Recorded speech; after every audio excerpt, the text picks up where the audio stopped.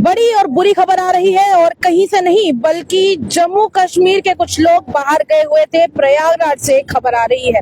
अब पूरा मामला क्या है आपको सब कुछ बताएंगे, पर पहले आप लोग कमेंट में ओम शांति जरूर लिखिएगा और आत्मा की शांति की दुआ जरूर कीजिएगा, क्योंकि ये जो 3 लोगों को आप तस्वीर में देख पा रहे हैं, इन्होंने कभी नहीं सोचा होगा कि ये इन तीनों की साथ में खींची हुई आखिरी तस्वीर होने वाली है।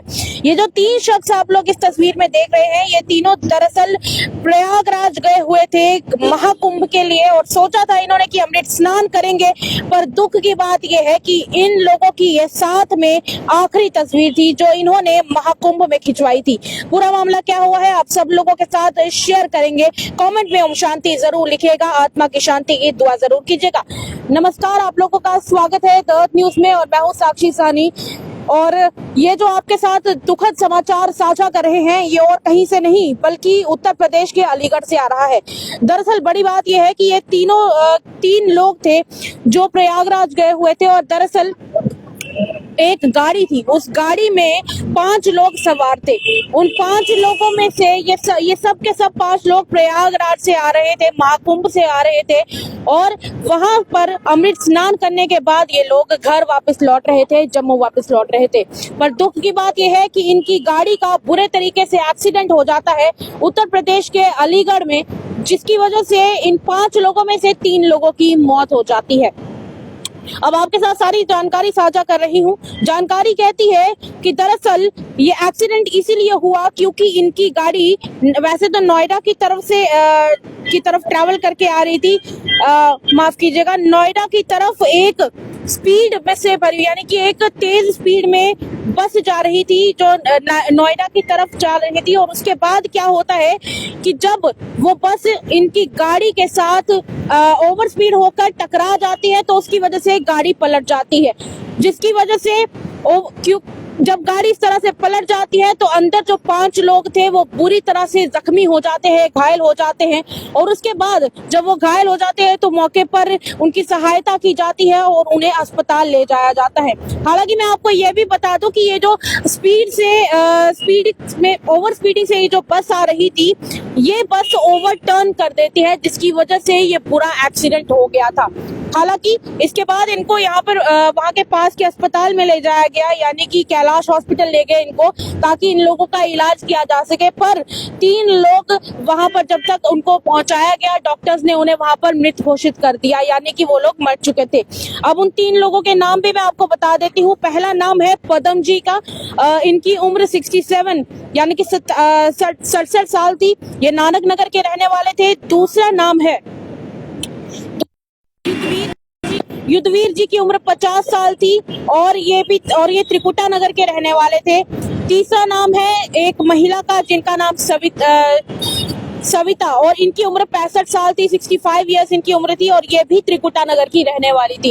इन 3 लोगों ने अस्पताल पहुंचने तक दम तोड़ दिया और डॉक्टर्स ने कह दिया कि अब ये लोग जिंदा नहीं रहे हैं, ये लोग प्राण त्याग चुके हैं। उसके बाद अब बाकी के 2 लोग, जिनमें बलदेव राज शर्मा जिनकी उम्र 71 साल है, 71 इयर्स है। दूसरा नाम है रितु गुप्ता का, इनकी उम्र 48 साल है, यानी 48 इयर्स इनकी उम्र है। ये दोनों त्रिकुटा नगर के ही रहने वाले हैं। कैलाश अस्पताल में जो कि नोएडा में है, वहां पर इनका इलाज चल रहा है और अभी भी दुआ की जा रही है इनकी सलामती की कि ये लोग ठीक हो जाए, सही सलामत अपने घर ठीक होकर वापस आए।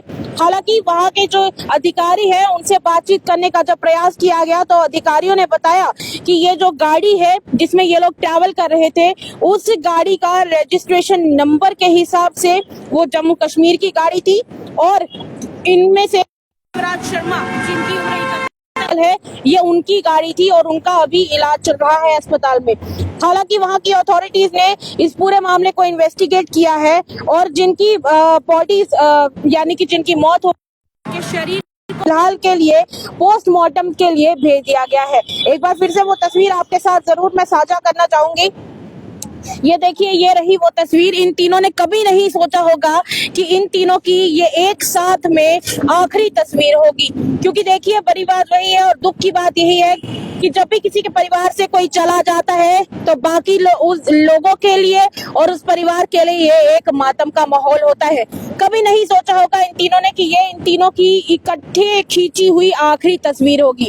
दरअसल अथॉरिटीज ने और बाकी के जो सोर्सेज हैं हमारे, उन्होंने ये जानकारी दी है कि ये उन्होंने प्रयागराज में ही फोटो खिंचवाई थी और इन्होंने लास्ट टाइम अपने फेसबुक के ऊपर ये फोटो अपलोड करी थी और फोटो अपलोड करने के बाद इन्होंने उसमें लिखा हुआ था कि अब प्रयागराज में लोगों का भीड़ काफी कम हो चुकी है।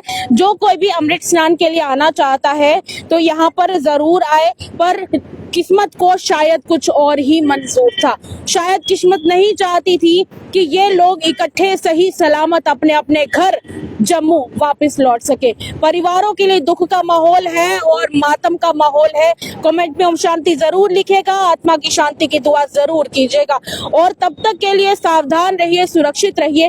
अगर आपके परिवार में भी कोई ऐसा है जो महाकुंभ के लिए गया है और महाकुंभ में स्नान करने के लिए गए हैं तो उनसे जरूर time to time phone call पर बात करें और उनकी अपडेट्स लेते रहे कि वो कहाँ पहुंचे हैं, कहाँ नहीं, ताकि वो कहाँ है और कहाँ नहीं, इस मामले में आपको पूरी जानकारी प्राप्त हो।